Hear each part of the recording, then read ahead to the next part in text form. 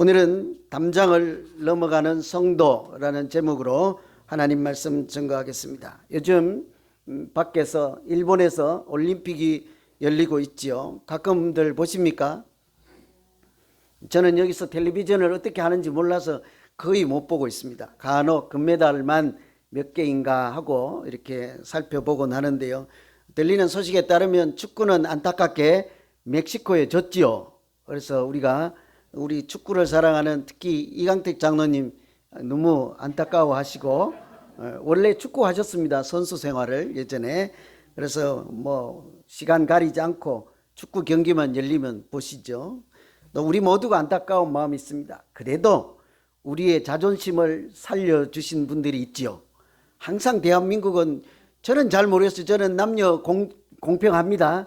대한민국에서는 여성들이 항상 자존심을 지키네요. 배구를 일본을 누르고 여자 선수들이 8강에 진입했잖아요. 얼마나 감격스러운 장면인지 모르겠습니다. 그렇죠? 그런데 문제는 태권도였습니다. 태권도는 우리나라가 종주국, 우리나라 운동이잖아요. 우리나라가 만들어서 세계 도처에 보급한 운동인데 처음으로 금메달을 하나도 못 땄습니다. 이게 지금 웃을 일이 아닌 거예요. 난리가 난 거예요. 처음으로 우리 걸 가지고 가서 다른 사람한테 다 뺏긴 거예요. 그래서 사상 처음 태권도 노 골드, 도대체 이럴 수가 있느냐, 종주국의 체면도 지키지 못했다 하고 난리죠. 다른 나라에서도 대서특필하지 않겠습니까? 그런데 사실은 알고 보니 이번 기회에 태권도란 무엇인가를, 그 진가를 우리 모두가 알게 되었다는 사실입니다. 왠고하니 태권도가 메달 소외국, 메달 한 번도 따보지 못한 사람들에게 희망이 되었기 때문이에요. 실제로 각 나라가 많이 참여하는데 금메달을 따는 나라는 몇 되지 않습니다. 그러니까 평생 오랜 전통 가운데 올림픽에 참여하여도 그동안 금메달 구경 한 번 하지 못한 나라들, 꿈도 꾸지 못한 나라들이 많은데 이번에는 그런 나라들 중에서 금메달을 따게 된 거예요. 그 금메달 하나 때문에 온 나라가 열광의 동안으로 바뀐 거예요. 기사 중에 이런 기사가 있습니다. 빈민가에서 내려차기를 하던 사람들이 올림픽에서 금메달을 땄습니다. 난민촌에서 가위차기를 하던 사람들이 올림픽에서 메달을 땄습니다. 이 가위차기, 내려차기 이런 건 다 태권도예요. 빈민촌에서 그 골목에서 도복도 없이 발길질하고 태권도로 그래도 희망을 부여잡고 살고자, 살아남고자 하던 사람들이 열심으로 훈련을 해서 상상조차 꿈조차 꾸지 못했던 메달을 국제 무대에서 가서 버젓하게 딴 거예요. 그러니까 얼마나 자랑스럽고 그 나라의 영웅이 되었겠습니까? 그래서 이번에 한 번도 구경도 보지 못했던, 금메달 구경하지 못했던 태국에서 최초로 금메달을 하나 땄어요. 난리가 났습니다. 요르단이라는 나라에서 금메달을 따고 우즈베키스탄에서 금메달을 따서 태권도 금메달이 온 나라를 축제의 도가니로 바꾸어 놓았죠. 이런 기사가 있습니다. 매번 새로운 나라가 메달을 가져간다. 그것이 태권도이다. 자랑스럽지 않습니까? 꼭 우리가 금메달 다 가져와야지 행복한가요? 연약하고 꿈도 못 꾸던 사람들이 우리 때문에, 우리가 만들고 우리가 사랑하는 태권도 때문에 금메달을 하나 가져가고 그 나라가 모두 행복해 한다면 내 것이라도 내어줘야 하지 않겠어요? 그죠? 너무 행복한 거예요. 그래서 이제 태권도는 올림픽에서 약한 자들의 희망이 되었습니다. 이 금메달하고는 바꿀 수 없는 이야기 아니겠습니까? 이제 태권도가 소외된 자들의 희망이 되었습니다. 그런데 제가 태권도 올림픽 이야기 하려는 것이 아니라 이제 태권도가 소외된 사람들, 연약한 사람들의 희망이 되었습니다 하는데 그게 왜 제 소리는 막 가슴이 뜨거워지죠? 왜 그러겠어요? 태권도가 아니라 이런 소리를 어디에서 들어야 합니까? 이제 우리가 전하는 복음이 흑암의 땅에서 죽어가는 사람들에게서 희망이 되었습니다. 생명이 되었습니다. 이렇게 들리지 않으세요? 저는 그렇게 들리더라고요. 저거 복음에서 들어야 하는 소리인데 왜 태권도 하는 사람들이 저 소리를 갖다 쓰지? 말씀을 전하고 복음을 전하고 예수 이름을 전하는 교회가 들어야 하는 소리인데 왜 저곳에서 저런 기사가 나지? 저는 그렇게 가슴이 울렸어요. 여러분, 예수 사랑 비전 교회가 아무도 알아주지 않는 땅 끝에 있는 소외된 난민촌 빈민가에 희망의 꿈을 전했습니다. 이런 소리 들어야 되는 거 아니겠어요? 그렇죠?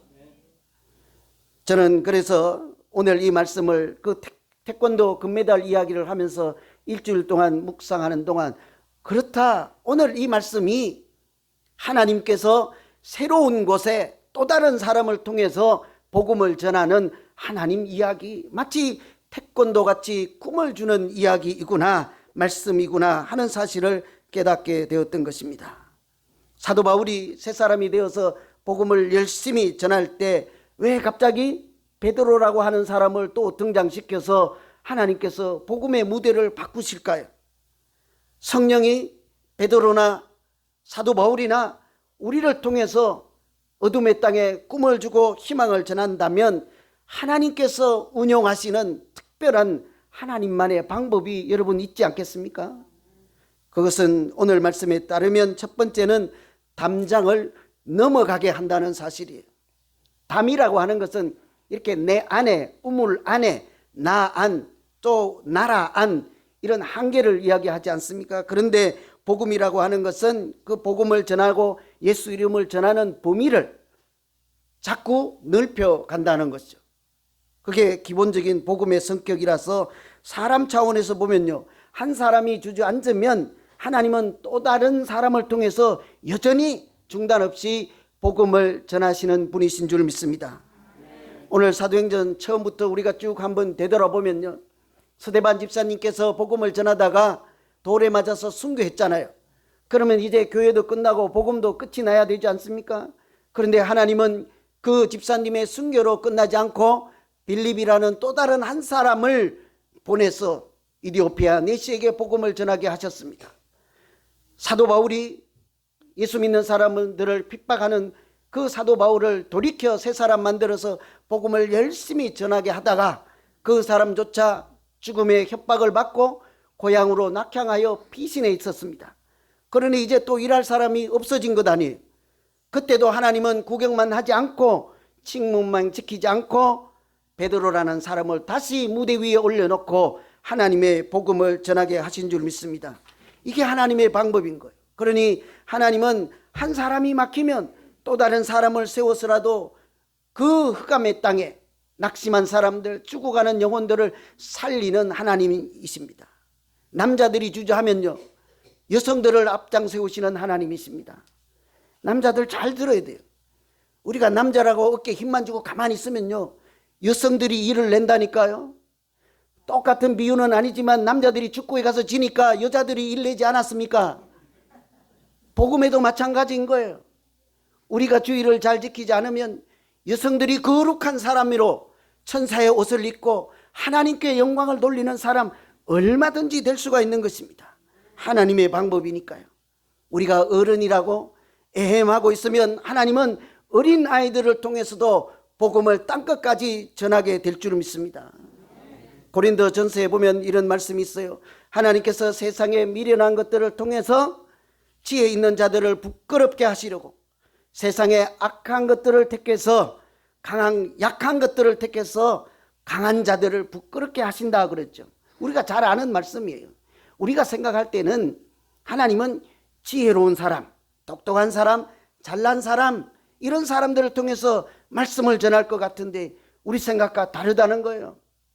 하나님은 때로는 미련한 사람들을 택해서 오히려 하나님 살아계심을 보여주시고 약한 것을 택해서 오히려 강한 사람들에게, 이 말은요, 잘나고 똑똑하고 지혜 있고 강한 우리가 가만히 있으면 하나님은 우리가 전혀 신경도 쓰지 않는 아이들, 꼬마들, 연약한 사람들, 우리가 무시하는 사람들 통해서도 하나님께 온 세상이 영광을 돌리게 하신다 하는 말씀 있잖아요.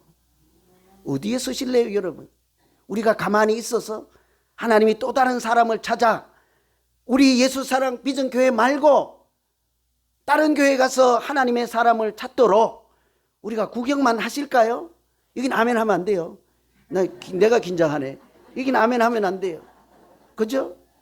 그 교회에서 열심히 찾다가 아무도 움직이지 않고 그냥 어른들은 애헴하고 남자들은 남자라고 힘주고 여자들은 우리는 그냥 이쁘기만 하면 된다 하고 그래서 가만히 있어서 예수사랑 비전교회에서 와서 저 사람이 막히니 오늘 너희를 통해서 내가 역사하리라.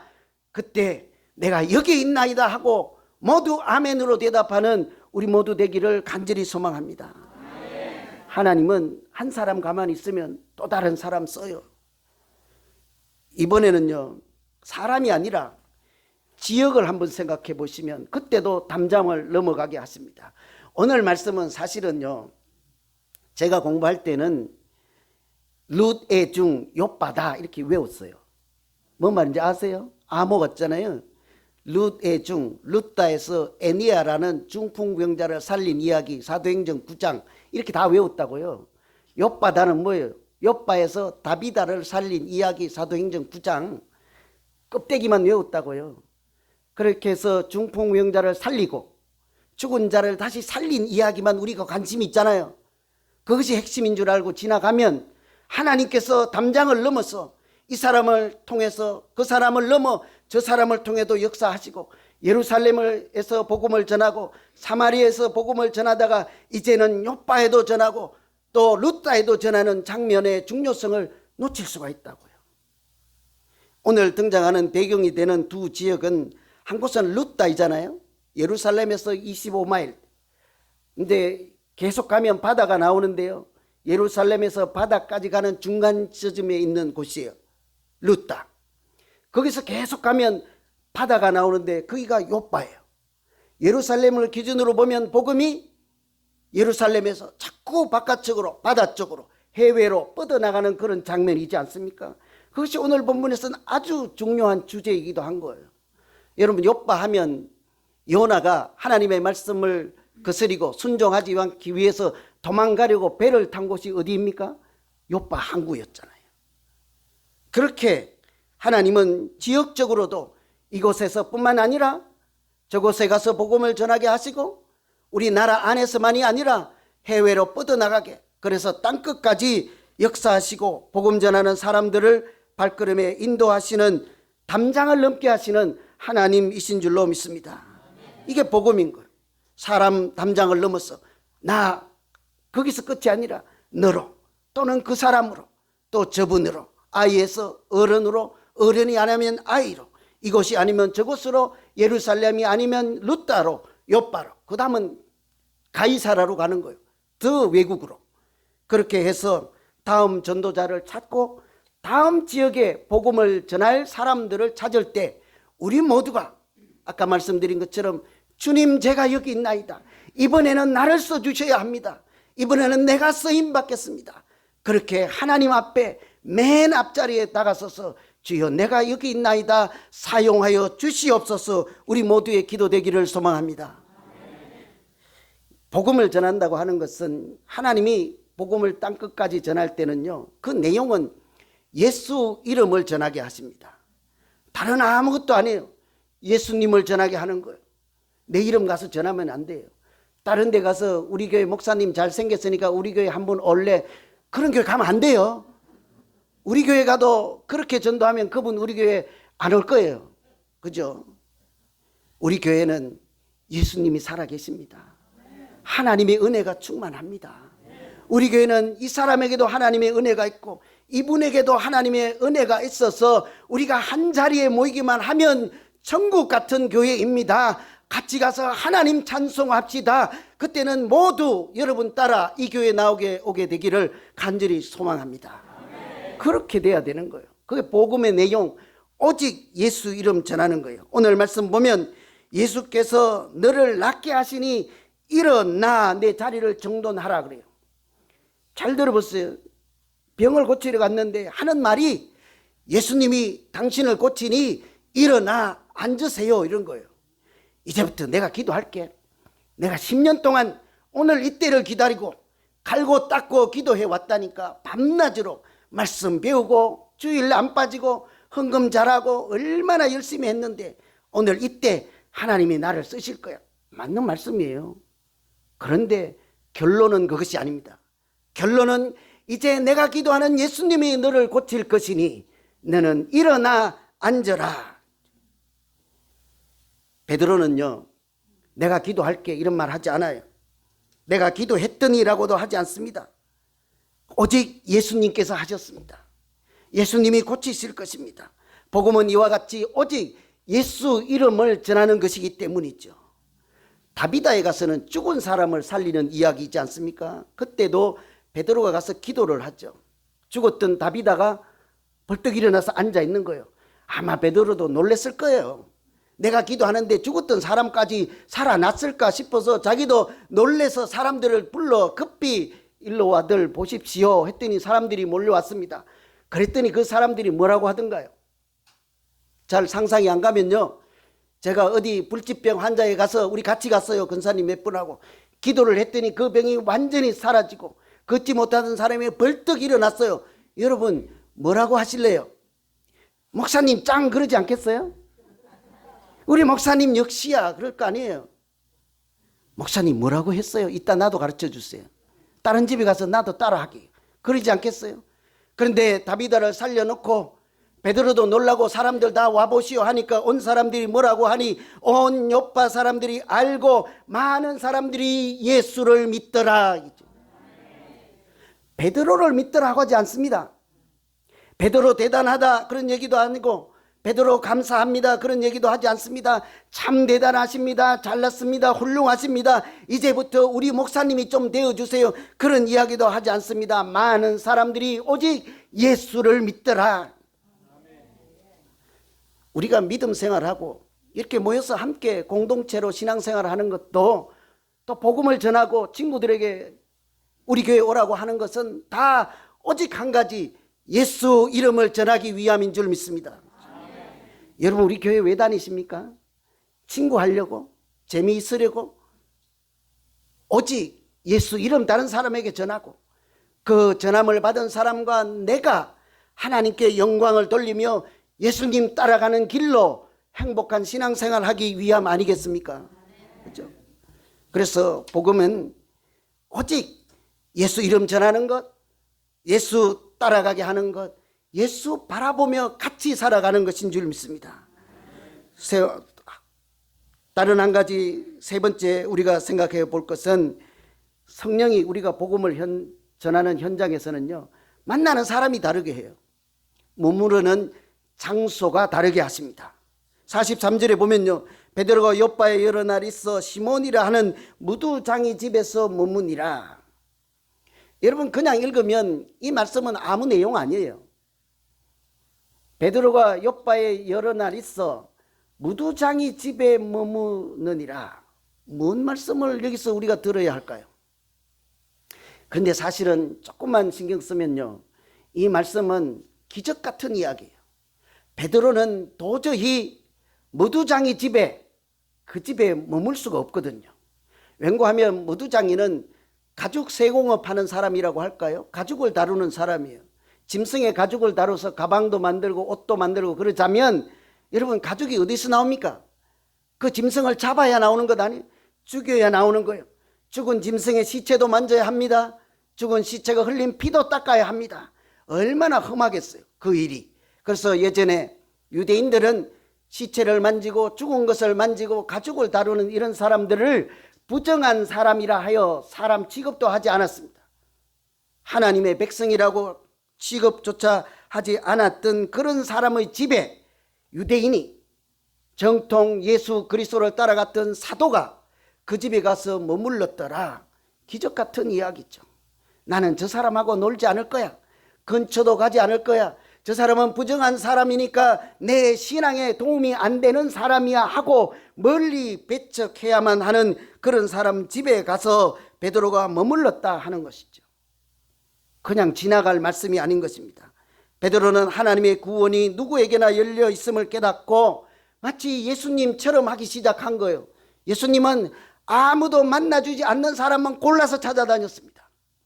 예수님은 사람이 무시하는 사람들에게만 가서 친구가 되어 주었습니다. 그래서 우리 같은 사람도 하나님의 백성 된 거 아니에요. 저는 무시하는 사람이 얼마나 많은지 제가 잘 알아요.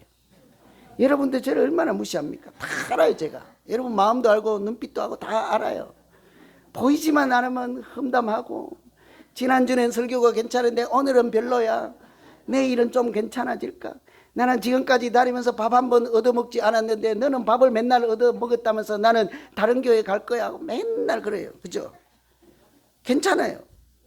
전부 우리는 이렇게 그럴수록 예수님은요, 무시받고 소외되고 아무도 놀아주지 않는 그런 사람만 골라서 찾아다녀서 그때마다 손잡아주고 눈물 닦아주고 내가 같이 있어줄게, 내가 네 마음 안다.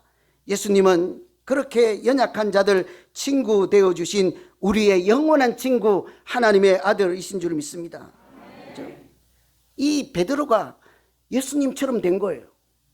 성령의 체험을 하고 복음을 전하다가 지금까지는 근방에도 가지 않고 그 집은 아마 지나쳐서 우회해서 갔을 법한 그 무두장이 집에 가서 또 하루만 잠시 5분 있다가 떠난 것이 아니라 그 자리에 거처를 삼고 머물러 함께 먹고 마시고 하나님 나라를 그곳에 세웠습니다 하는 이야기가 오늘 제가 읽어드린 43절 아니겠어요?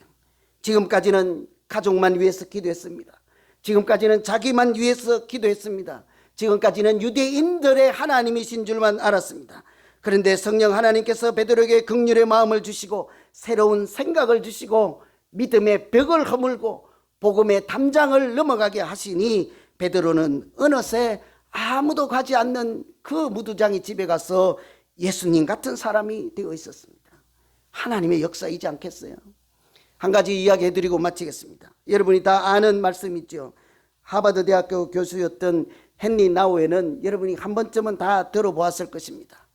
교수님 하던 분이요, 한 10명 되는 장애인들, 장애 지체자들을 보살피는 캐나다에 가서 이제 쉽게 이해하려면 대학 교수님 하다가 10명짜리 교회에 가서 자원봉사 활동했다 이런 얘기예요. 가능하겠어요? 자기 명예가 어디 있어요? 10명인데 한 100명 되면 또 모를까 우리처럼. 그죠? 그렇죠. 그죠?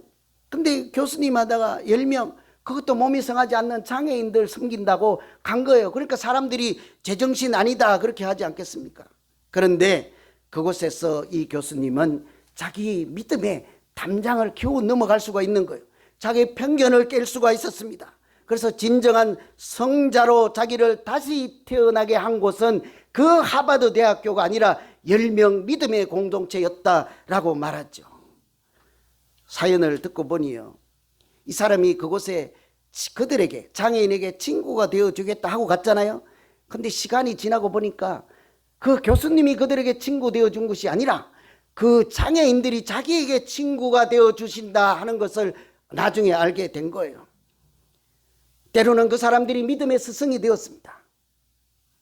웬고하니 그 장애인들의 그 순수한 영혼, 거짓없는 믿음, 그들의 신앙생활하고 하루하루 살아가는 것을 보고 이 교수님이 하나님께 더 가까이 나아갈 수 있었고 하나님을 좀 더 알 수 있게 되었기 때문이죠. 예수 만나는 통로가 된 거예요. 그 사람들이. 그 중에 한 명이 했던 말을 제가 소개해 드리려는 거예요. 지금까지 했던 얘기는 다 알아서 여러분 들은 이야기죠. 그 중에 한 명이요, 사람들을 만나면 찾아오면 자꾸 똑같은 질문하는 거예요. 집이 어디예요? 그런 거예요. 이 교수님한테도 집이 어디예요? 묻는 거예요. 우리는 그런 질문하면 안 돼요. 교회 오시면 집이 어디예요? 그러면 나 호구조사 하려고 그러나 우리 2층 집인가? 빈 방 있으면 그 다음 질문은 나 좀 그거 살게 해주면 안 될까? 물으면 안 돼요. 우리는. 그러면 물으면요 새신자 다 가버려요. 그런 질문하면 안 돼요. 나이가 얼마냐, 집이 어디냐, 돈이 얼마 근거에 있느냐 이런 거 물으면 안 돼요. 숟가락 금색이냐 은색이냐 이런 것도 안 돼요. 나이도 얼마냐 물으면 안 돼. 얼마나 조심스러워요. 근데 이분은 장애인이 교수님 뭐 집이 어디예요? 또 다른 사람은 너 집이 어디예요? 묻는 거예요. 두 번째 질문은요, 오늘 밤에 집에 계시나요? 오늘 집에 찾아오려고 그러는지 왜 그러는지 모르겠어요. 그래서 이 교수님이 그 집이 어디에요를 그냥 지나쳤다고요. 한 5년 세월이 지났을 때 그 말 한마디가 자기 영혼을 깨우는 하나님의 소리로 들린 거예요. 너 집이 어디니? 저 같으면 봉천동입니다. 제가 99세가 됐는데 너 집이 어디니? 봉천동입니다. 그럴 수가 있습니까? 한 100세가 넘었어요. 집이 어딥니까? 영원히 거기서 살 것입니까? 영원히서 삼가에 살고 영원히 그 아파트에서 어디 아파트인지 모르겠는데 힐에도 있고 미란다도 있고 그라탄도 있고 있는데 영원히 거기가 이곳이 내 집입니다 할 것입니까? 그렇게 대답할 수 없는 거예요. 하나님이 너 집이 어디니 그러면 천국에 가서 하나님이 너 집이 어디야 그러면 아직도 봉천동이 내 집입니다 할 것입니까? 아니라고요. 하나님이 우리 영혼의 주소를 묻는 질문이었습니다. 하나님이 우리가 어디로 향하여 인생을 살고 있고 우리의 영원한 안식처가 어디인지를 그 장애인을 통해서 가르쳐주고 깨닫게 하시고 하나님 스스로 그 사람이 입을 통하여 묻는 영혼을 깨우는 질문인 것을 5년이 지난 뒤에야 알았다는 거예요. 오늘 말씀을 나누는 우리 모두에게 한번 물어보시죠. 여러분 집이 어디십니까? 하나님 안에 내 집이 있다라고 해야 하지 않겠습니까? 예수 머무는 곳에 내 영원한 안식처가 있다고 대답해야 되지 않겠습니까? 자기가 몸을 낮추고 장애인을 섬기겠다고 내려갔더니 그곳은 가장 낮은 곳이 아니라 오히려 하나님을 만나는 은총의 자리가 되었다는 거죠. 여러분 우리도 마찬가지입니다. 성령이 역사하시면 우리가 복음을 전할 때에도 우리가 머무는 곳이 달라지게 할 것입니다. 우리가 만나는 사람이 달라지게 하시고 우리가 찾아가는 장소가 달라지게 할 거예요. 우리가 먹는 것이 다르게 하시고 우리가 마시는 것이 달라지게 할 것입니다. 우리는 신령한 음식을 먹고 신령한 양식을 신령한 음료수를 마시며 하나님의 집 안에 영원한 안식처를 소망하며 오늘도 다음 복음을 전할 선수를 찾고 다른 지역에 가서 하나님의 말씀을 전하는 주의 종을 찾을 때 내가 여기 있나이다 하고 순종하며 아멘으로 나아가시면 하나님은 그곳에서 우리 모두도 예수 이름을 전하며 예수 이름을 받고 말씀을 받은 사람들과 더불어 하나님 나라를 이루며 복되게 살아가는 우리 모두 되게 하실 줄로 믿습니다. 우리 예수 사랑 비전 교회가 그렇게 복음을 전하고 다음에는 이 사람이 다음에는 집사람이 다음에는 장로님이 돌아가면서 계속적으로 복음을 전하여 이 땅에 끊임없이 하나님 나라를 세워가는 아름다운 교회 되기를 간절히 기원합니다. 이제 기도하겠습니다. 하나님 아버지, 오늘 이 시대에 오늘 이 순간에 우리 가정을 살릴 사람이 누구냐 묻거든 하나님 이번에는 내가 나서겠습니다. 하나님 우리 교회를 살릴 사람이 우리 교회를 기도할 사람이 우리 교회 위해서 기도할 사람이 누구냐 묻거든 하나님 이번에는 장로님 권사님이 아니라 내가 여기 있나이다 대답할 수 있도록 성령 하나님께서 우리의 생각을 깨우시고 우리의 마음과 우리의 마음의 지평을 넓혀서 하나님이 넘게 하시는 담장을 넘어 이웃으로 세계로 나아가는 복음을 전하는 모든 일꾼 되게 하여 주시옵소서. 예수님 이름으로 기도하옵나이다. 아멘.